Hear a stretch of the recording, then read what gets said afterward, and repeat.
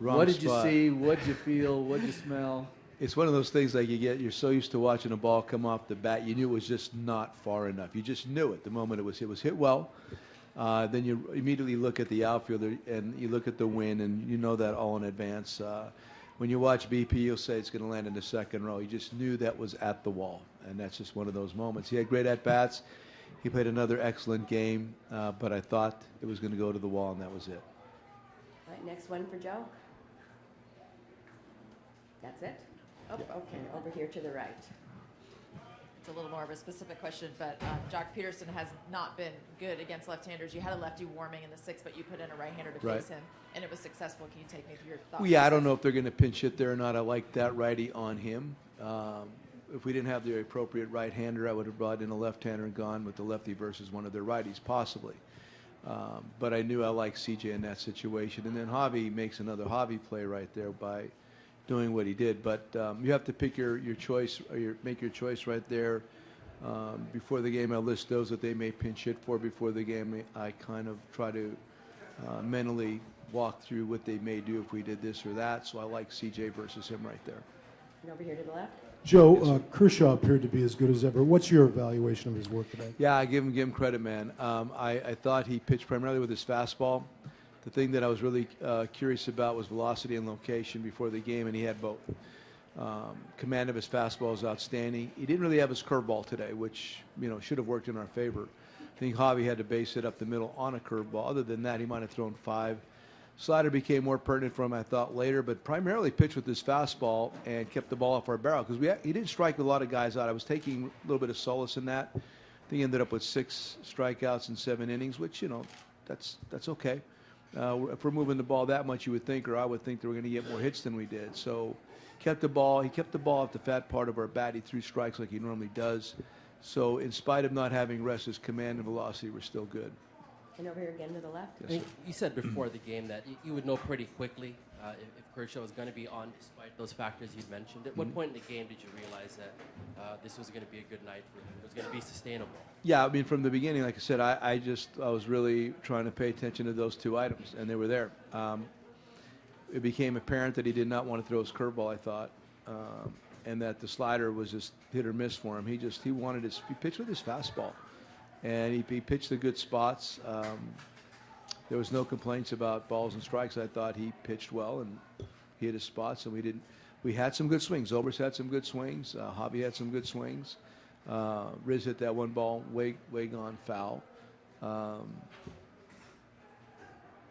Contreras, they had those couple base hits up them.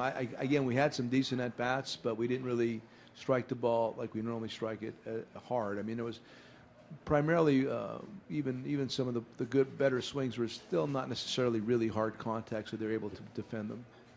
And over to the right. Joe, how do you evaluate how Kyle pitched today? Well, he started out really good, obviously, and then gives up the 1 home run to Gonzalez. But that last inning right there, he's getting to that high 80, right around 90 number again. Trying to figure out the appropriate thing to do there. We could have just gone with Woody on Gonzalez, but chose to let him go. Change up, swing and miss. Eventually jaws the walk. I don't know exactly what the thought process was there, but he walks him. And then Reddick, again, there could have been a ground ball double play easily. And then it came to the choice we were talking about. If you bring in Travis right there, there was a threat of Wood. Versus Wood, they could have gone Puig or Kendrick. They had a lot of different things they could have done. I liked CJ versus Peterson better. So I thought he did well. I'm talking about Kyle again. I thought he did well. He had good stuff. Everything was good. The couple walks, I just think those are walks based on he was okay with the walk. It's not that his command was bad. And over to the left again. Yes, sir. Joe, so far the starting pitching in the series has been pretty stellar. How important do you think it'll be for Jake to give you something similar in Game 3? Of course, we're going to need that. Hill has been very good. I've never seen him in person, only on television. And, yeah, we just it'd be nice to get our offense rolling. I'm sure they're saying the same thing. But I anticipate continued good starting pitching on both sides. I anticipate good pitching on both sides. So it's going to be a lot of the same like you saw tonight. they normally don't let or have Hill pitch more deeply into the games, but all their bullpen they weren't utilized tonight, plus they get a day's rest. That's the 2-3-2 thing where, like even with Chappie tonight, utilizing Chappie because there was the potential there for a 2-inning situation for him had we tied the game. So they all get their day off. Both sides of the bullpen should be frisky by Tuesday. Okay, we'll take a couple more for Joe to the left Yeah. again. Joe, when you've got younger players without much playoff experience that have some slumps throughout the playoffs, a couple guys just one hit, do you have to toe that line differently in the playoffs, or do you just kind of let it all take care of itself over time? No, you got to continue to play through the bad lie. I mean, it is what it is. I mean, you stay with your guys. Dodgers have good pitching. Cubs have good pitching. I'm sure they're saying the same thing about some of their guys right now too. They had an all left-handed lineup tonight versus Kyle, which they wanted. They squeaked out one run on a homer. So it's an industry-wide situation. It's very nice to be in this moment with young players. It's really nice 2 consecutive years to be in the championship series with a very youthful group. Again, putting your scouts cap on, it bodes well for the future. Of course, I want it to happen right now and get to that next round, but we have young guys. They got some really interesting young people also. That's just the nature of the game right now. And all the way in the back, last one. Yes, Hey, sir. back to Baez. I know we talk about him every night, but can you talk about that play in the 6th again, just how heads up he is and basically his baseball IQ in general? That's what I'm telling you. That's a perfect example. Tonight it manifested itself on defense.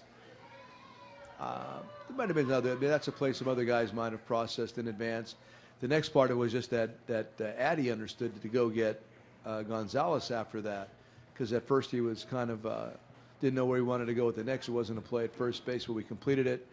Doesn't surprise. It doesn't surprise me, Javi, doing those kind of things. He's really been impressive. He has. Before the game, during the game, he's definitely in the moment. He's not taken by the situation at all. And again, when I look at that, I really think about him now and in the future, how good it's going to be for him and the Cubs.